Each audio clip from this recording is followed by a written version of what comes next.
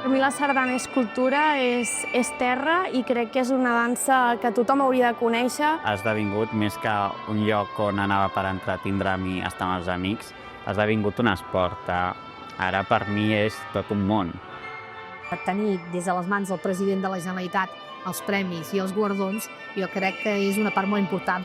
La sardana és el ball del veí i, per tant, nosaltres creiem que es mereix això. Perquè crec que és un reconeixement a la feina que estan fent totes les colles per la nostra dansa, la sardana. La sardana és una invitació a sumar-se, a compartir. En la rotllana, qualsevol persona, vingui d'on vingui, parli la llengua que parli, pensi el que pensi o senti el que hi senti, hi té lloc. I un missatge poderós i necessari avui en dia. Homes i dones, grans i petits, tots agafats de la mà.